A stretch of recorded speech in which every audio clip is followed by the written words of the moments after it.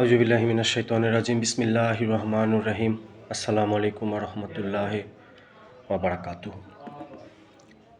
জাহান্নামীদের কিছু লক্ষণ, কিছু চরিত্র এখানে তুলে ধরা হলো।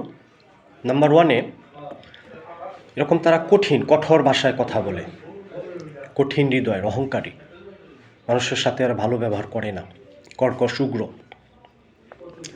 নাম্বার 2, চগলখোর, একজনের কথা আরেকজনের কাছে লাগায়, বাড়িয়ে বাড়িয়ে লাগায়, বিশৃঙ্খলার সৃষ্টি করে। এগুলো জাহান্নামীদের লক্ষণ। এবং আত্মীয়তার সম্পর্ক ছিন্ন করে যারা, আত্মীয়তার সম্পর্ক রাখতে হবে। এরকম প্রতিবেশীকে যারা কষ্ট দেয়।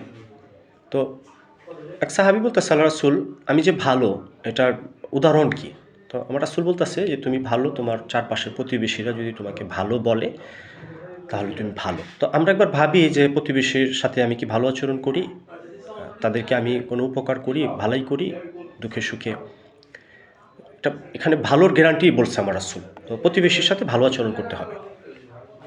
এরকম আরেকটা হাদিস আল্লাহ রাসূল বলছে 3 ব্যক্তির উপরে আল্লাহ সন্তুষ্ট থাকবেন হাশরের মাঠে।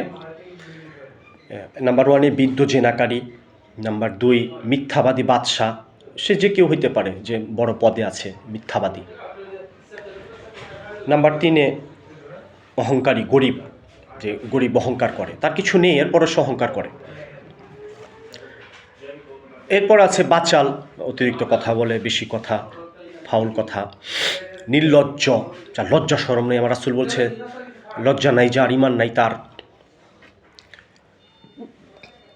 মুতাফাইহিকুন, আমার রাসূল বলতেছে মুতাফাহিকুন এর আওতাভুক্ত। তখন সাহাবারা বলতেছে মুতাফাহিকুন কে?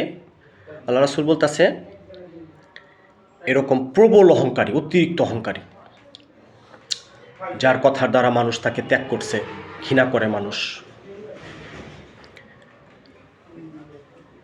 এবং সাহাবাদেরকে একদিন বলতেছে আল্লাহ রাসূল, সাহাবারা জানো হাশরের মাঠে অনেক নেকি নিয়ে উঠবো, এরপরও সে জাহান্নামী হইব, ফকির হয়ে যাবো।